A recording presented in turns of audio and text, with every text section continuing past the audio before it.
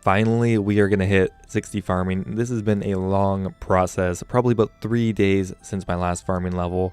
Luckily, after one more level, I'll be able to plant snape grass, which will increase our farming experience notably. Not only does it give more experience per harvest, they also have more lives, I believe. On average, I'll be getting a much higher yield from snape grass than if you compare it to watermelons or strawberries. I think on average, I might get 1.5k to 2k per snape grass patch, and currently I'm getting about 600 per watermelon patch. So that is really exciting, and if the experience is good enough, I think I may get 65 in this episode, in which case that'll unlock the second tier of the farming guild, which is going to unlock so much content, herblore, tree patches, and there may potentially even be some uses from the Hespori patch. Speaking of which, there is another Hespori seed. I think that's 4 we have right now. Now, when I originally created this account, I did not really think I would be using the Hespori seeds. However, it has come to my attention there is actually a purpose and a possibility of me killing the Hespori boss, which is extremely exciting. So how exactly do I plan on killing the Hespori boss with only my bare hands and potentially only an imp to train on? Now in the background is some footage of my very first Hespori kill, and see if you can identify something about it that is a bit off, because I for one never noticed this mechanic until a person named Sean Wood left a comment on my last video pointing it out to me. Do you see what it is? If you have a look at this clip, you will notice that on the plant, I never miss. I've killed the boss probably at least 5 or 6 times, and I've never missed on one of these plants, which I just didn't really notice because with the high range level, it's not that unheard of to just hit it every time. However, it's come to my attention that no matter what your combat level is, it does not matter what your attack, ranged, or magic level is, you will always hit a 10 on the seedling, and you will get the full experience for it. There was a post on Reddit showing that you could get around 30k an hour ranged experience just by training on the Hespori saplings. So what does this mean for my account? Well, I'll be able to get a very consistent source of combat experience via killing these saplings. Now the one big problem right now is my hit points level is extremely low, and on top of that, I don't have access to anti-poisons yet. The Hespori boss does have the ability to poison you, and without an anti-poison, I will be dying every time. I mean, I still may die in one shot to begin with anyway. Now, I'm definitely not going to restart my account if I die and have to run back to the farming guild, but I don't think suicide training is really in the spirit of this account, so I'm really going to try to find a way around that. I may have to train up on imps until I have maybe like 20 to 25 hit points, but I'm really excited about this find because it actually gives me a potential chance of killing the Hespori. Okay, so we have around 10 seed packs open right now. Really at this point we're now looking to get lucky and maybe get a high tier seed. Ideally we would get a Celestia seed. Now the reason for that is because I think at some point I'm going to allow myself to go get some basic tools like a knife and an axe. Not certain on that yet, however if I do get a knife, I'll be able to grow a Celestia seed and harvest the actual wood to turn into a battle staff, and I think that would probably be the strongest weapon to fight the Hespori with. The other option is a mithril scimitar from a vent box, but I think that's weaker. So really we're just looking for snape grass seeds and really any other high tier seeds. Okay, nothing amazing from those seed packs. Yeah, just regular crap. You can see we're up to over 250 snape grass seeds, which we're just waiting to cash those in. And one more level from now. Okay, the experience is going so slowly that I already accumulated another 10 seed packs before I even got another level. We're very close now, but we're going to go ahead and open these up because we need a few more watermelon seeds to just make that last push. And hey, we got another Hespori seed. I think that one actually brings us up to 4. And we'll go ahead and price check this next inventory here. And it's going to be worth 85k. We must have a Renar or Torsal seed somewhere here. And it looks like it's a Torsal. Not terribly useful, but it will buff our bank value. And we'll just open up the last 3 seed packs here. I'm not even really sure what I can call this. Dopamine and serotonin is already taken. I'll just call it a mild happiness. Hey, actually we got view seed. Okay, maybe there's some dopamine in there after all. And a palm tree seed. Oh my god. 160k from 3 seed packs. That's actually quite good. Bringing our bank value up to 3.1 mil. That's going to go down pretty quickly though.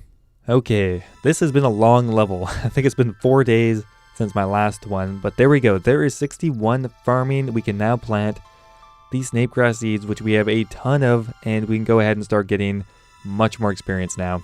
I just planted the seed. Damn it. Okay, well, we'll have to wait a little longer. Okay, there we go. Those stupid cabbages died. Okay, so here we are. We're planting our very first snape grass seed, so we're going to go ahead and plant it. You get 82 for planting it, as well as 82 for each successful harvest, and I think the average I might get is around 10 to 15. There's no flower that protects snapegrass seeds. However, you can protect them with the farmer with jangleberries, and I have a lot of them in the bank already. I think I have 350, so we should be able to protect most of our snapegrass seeds. Okay, so we're gonna get our very first harvest of snapegrass, and like I was saying earlier, I believe snapegrass has more lives than a regular allotment patch, so I should be getting a notable amount more as well as getting more experience. I think watermelons I would get around 10 from a good run, and so far we have, well, around 10 already. Oh man, we're gonna get close to 2,000 just from this one allotment patch. All right, we got 26 or 27 from one patch. That is absolutely insane. This is probably 3 times more experience than watermelons. Well, that one died a little bit quicker, but still we got 10 from that second patch, bringing this up to 38, which is fine by me.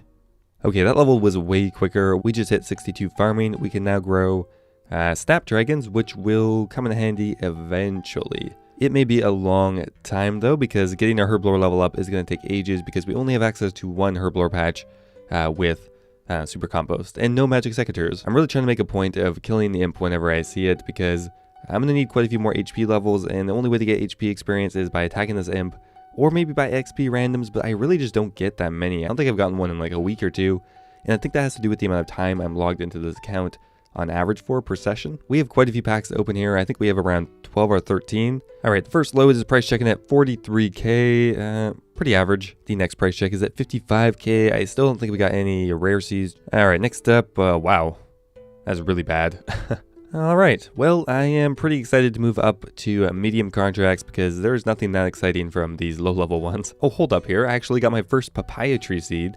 Here are my distant easy packs. There we go. 3 papaya tree seeds. I'm surprised I've never gotten one of those before.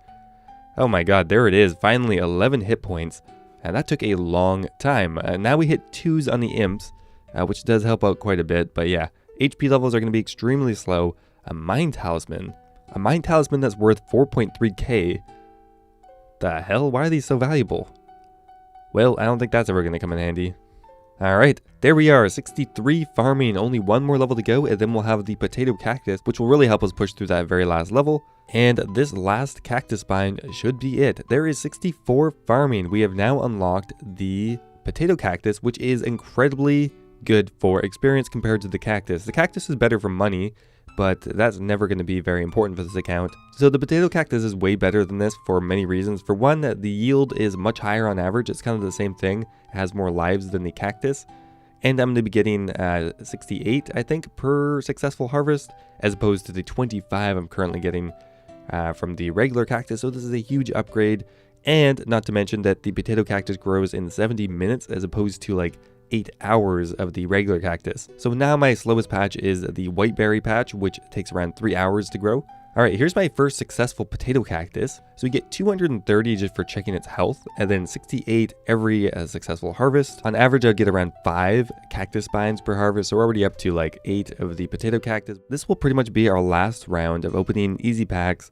Assuming everything goes well, we will still get the occasional easy pack. We are really going to try our hardest to only do medium contracts. However, if we get something that we cannot do or is going to be too time consuming to do, we're going to downgrade to an easy contract and go from there. There's another Hespori seed. Well, we got a lot of these now. I think we're up to 5 or 6. Wow, so this first grind took quite a while, but actually 2 weeks quicker than I originally predicted. We finally reached 65 farming, which is a really exciting day. We now have access to the second tier of the farming guild. We now have access to a herb patch. We now have access to a tree patch, and we can now plant the Hespori seed. And we also have medium contracts. There's actually just so much new content at this level, not to mention we now have herblore unlocked, and there's just so many new possibilities with the second tier of the guild unlock. There's a fucking duck in there too. Now, we don't want to go too overboard on planting willow seeds yet because we're not quite sure how many we're going to be getting from medium contracts. Now, what we will need now is a gardening trowel, which you can buy right from the farming shop.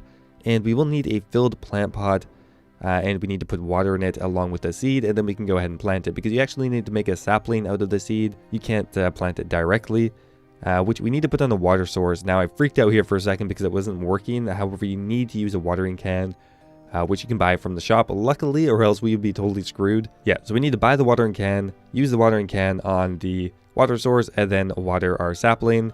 A little convoluted, but who cares? Whatever, we got it done. So here's what the second tier of the farming guild looks like. Let's get rid of all those ground items quickly here. Okay, so we have the herb patch down to the bottom right.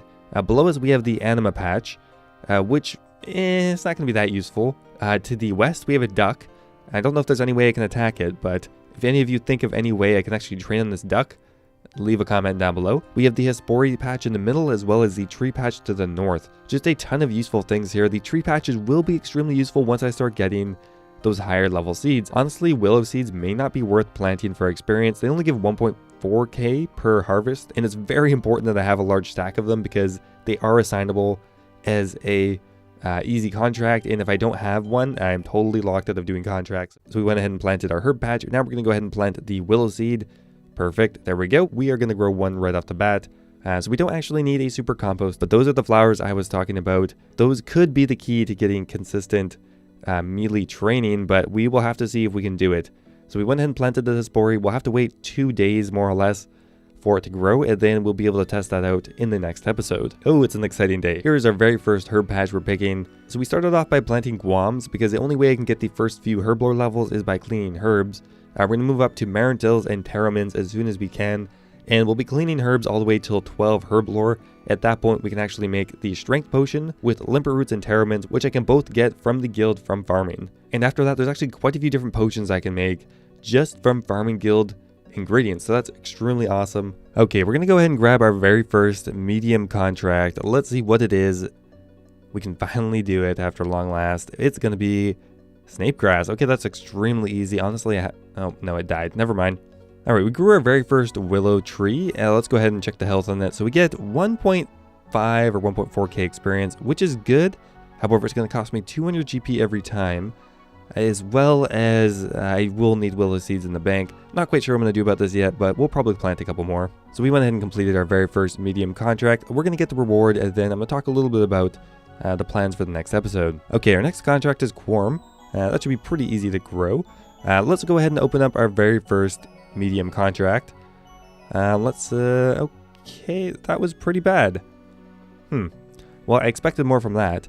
Anyway, so one thing I've been toying around with for quite a while is going out and getting a few more tools for this account, and a couple of them are going to be extremely important. One is going to be a knife. There's no way to get one in here, and I think that'll just be nice to have because I'll be able to train fletching. I'll be able to make a battle staff later on, and even more important than that is going to be an axe. So what do you guys think about me getting 15 wood cutting and an axe?